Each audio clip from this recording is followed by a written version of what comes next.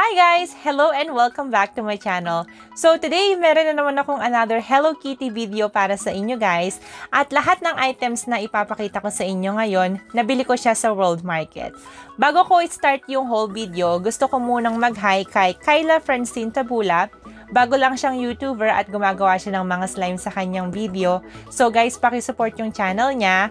At sa aking sisterette na si Michelle Almorado, bagong friends ko dito sa YouTube. Sobrang bait. So pakisuportahan rin po yung channel niya guys. At gusto ko ring mag-hi kay Gino Aguirre. Ayan, nagpapa-shoutout siya sa akin. Happy Holiday sa iyo at advance Merry Christmas and Happy New Year. At guys, kung gusto niyo pong magpa-shoutout sa channel ko, mag-comment lang po kayo below. At next time na mag-upload ako ng video, isa-shoutout ko po kayo. So yun, start na natin yung whole video guys. So nandito sa box na to, medyo may bigat ng konti. Lahat ng items na binili ko, ayan. So talagang gustong-gusto ko yung packaging nila kasi naglagay pa sila dito ng fragile, handle with care, ayan. Fragile.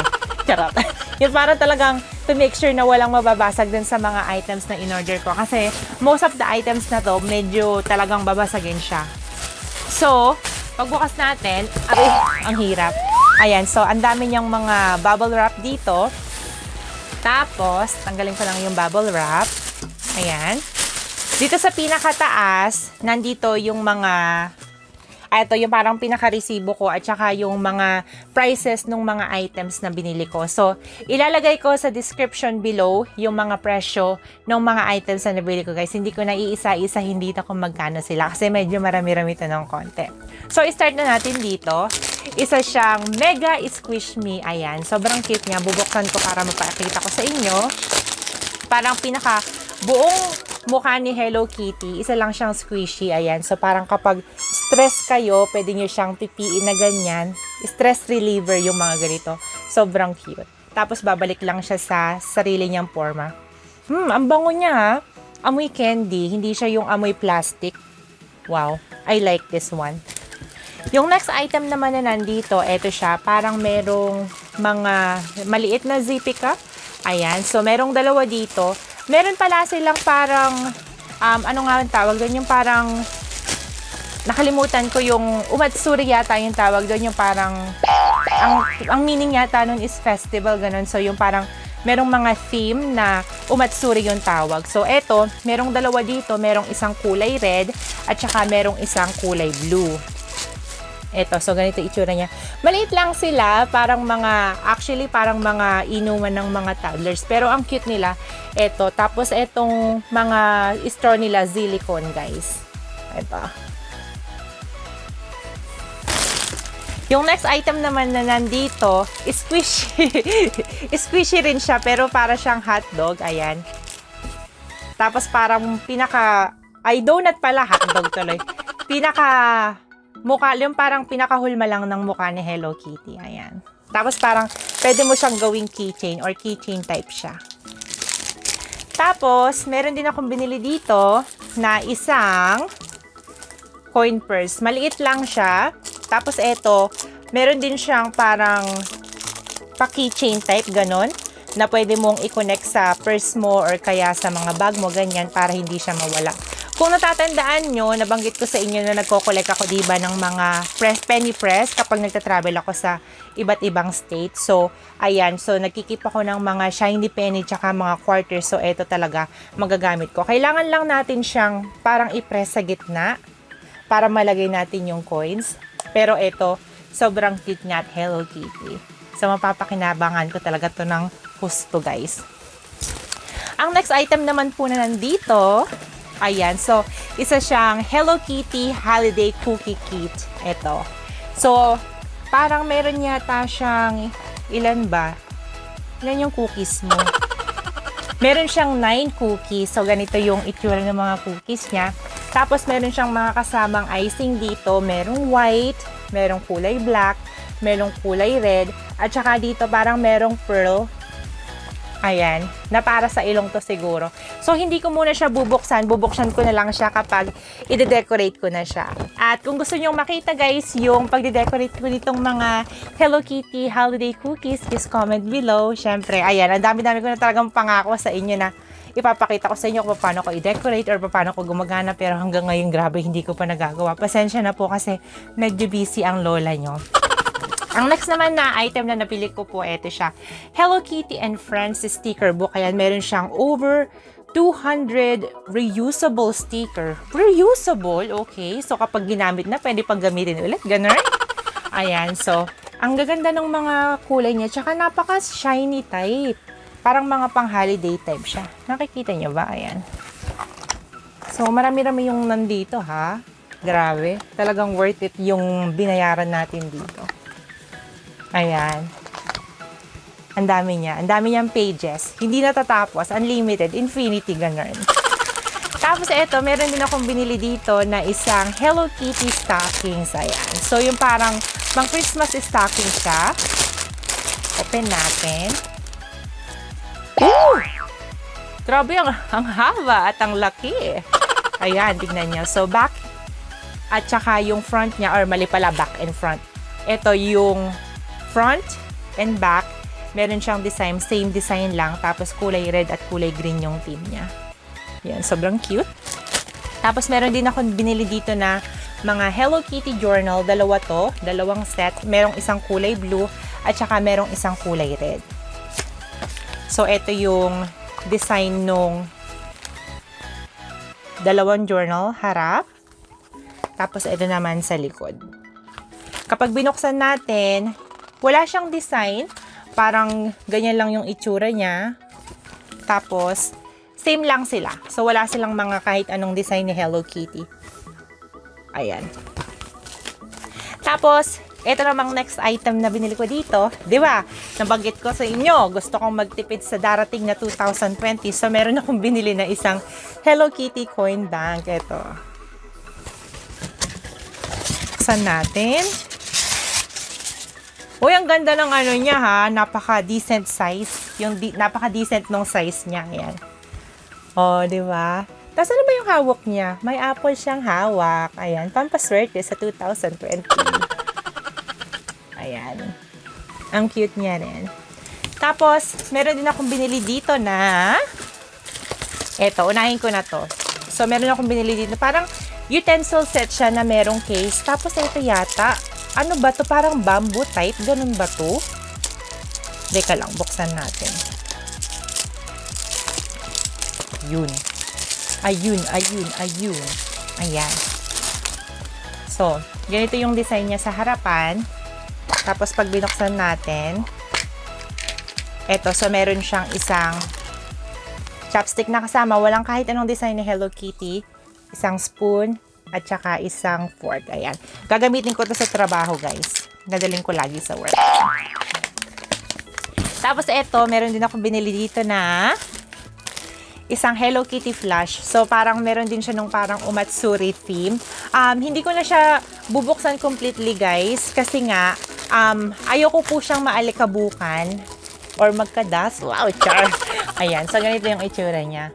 Parang medyo nakikita nyo na deform ng konti yung mukha niya, pero kasi masyado siyang hapit dito sa plastic. Ayan. Tapos meron akong binili na dalawang set ng mga baso. Meron akong binili dito na set of juice glass. Ayan. So, Omatsuri theme din siya. Ito. Yan yung itsura niya. Buksan natin para maipakita natin sa inyo. Medyo mahirap siyang buksan, ha. So, ayan. Napaka-kapal nung mga baso nila. So, ganito yung design. Yun yung harapan. Tapos sa likod, meron siyang sulat na hindi ko maintindihan. So, kung sino naman po yung marunong mag-Japanese dyan, paki-comment naman po below kung ano yung ibig sabihin dito. Ayan. Uy, dahan-dahan lang. Baka mabasag. Ayan. Tapos, meron din akong binili dito na dalawang wine glass siya. Ayan, tingnan nyo naman po kung paano talaga nila binalot yung mga items to make sure na hindi mababasag. Talagang gustong-gusto ko na nilagyan nila ng mga bubble wrap. Ito naman.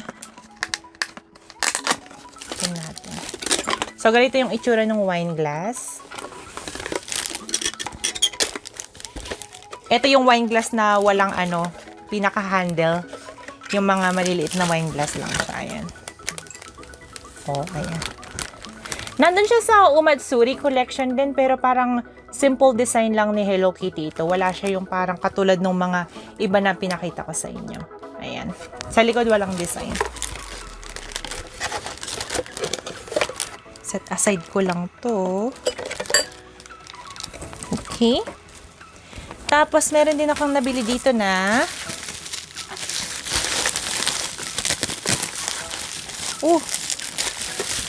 hala!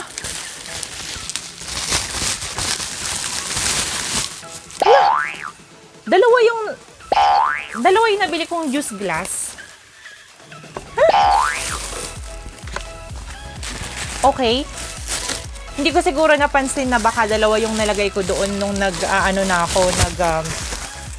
nag-check out na ako or something. So, ayan.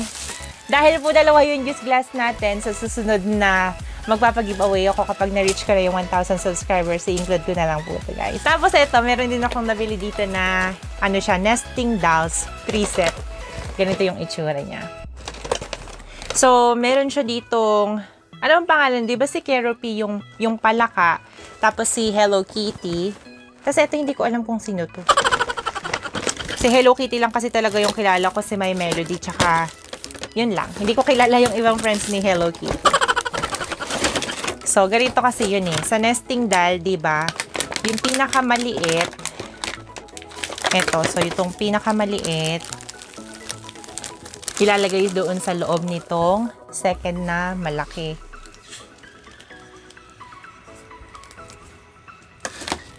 Ay! Ayaw mabuksan. Ayaw niya mabuksan. Ba't ganun? Oh! Hindi ka nang mabasag. Try natin ito. Ay, ito. So, ganito yung sinasabi ko. Ay! Medyo weird yung ano niya ha. Yung yung bukasan niya. Kasi typically, di ba sa mga nesting doll, parang sa may ulo. Ito parang sa tiyan nila hiniwa. Tapos ito, ayan, lalagay ko dito sa loob. Ganyan. Tapos, ayun. So, dapat itong mas maliit na to, nandun siya sa loob ni Keropie. Pero kasi nga, dahil hindi ko mabuksan, ayun na lang yung pinakita ko sa inyo. So, dapat ganun siya. Oo. Tapos, yung likod niya, ganyan. Merong mukha ni Hello Kitty. Sobrang cute. Namaya ko na lang bubuksan kasi baka nakalimutan nilang hiwain, di ba? Tapos, yung pinaka-final item na nabili ko, eto siya. Ayan. So, naka-tape pa siya. Bubuksan ulit natin ito. Uy, grabe. Ang laki niya. So, ito yung kanyang ulo or kanyang head. Sombrero. Ayan. Tapos, oh my gosh. Ang cute. Ayan. Tapos, ito yung kabuuan niya. Ilalagay ko lang dito. Dahan-dahan. Baka mabasa. Ayan. Oh my gosh. Sobrang ganda. So, ito, ano to eh. Actually, lalagyanan to ng cookies. Cookie jar. Tapos, ito yung pinakaloob. Actually, hindi nila parang sinagad hanggang dito sa ilalim. Yung pinaka butas niya or yung pinaka, ano ba tawag doon? Yung pinaka, basta yung butas. Alam mo yung ibig sabihin, yung hindi siya sagad dito hanggang sa katawan. Parang yung pinakaulo niya lang yung pwede mong lagyan ng items. Ito naman, hindi ko rin siya lalagyan ng mga cookies. Lalagyan ko siya ng mga coins. Tapos, ipunin ko yung mga coins na yon. Ipapapalit ko siya next year at the end of the year. Ayan. So, and that is everything, guys. Sana po nagustuhan nyo yung whole video na pinakita ko sa inyo. And if you wanted to see more videos like this, just comment below. Kung first time nyo nanonood dito sa channel ko, please subscribe to my channel and help me reach 1,000 subscriber. Ayan po. At pakipollow din po ako sa aking mga social media account. Pinay Kami at Instagram. At please like my Facebook page. It's called the Pinay Kami Official. At yun lang. Thank you again for watching and I will see you on my next video. Bye!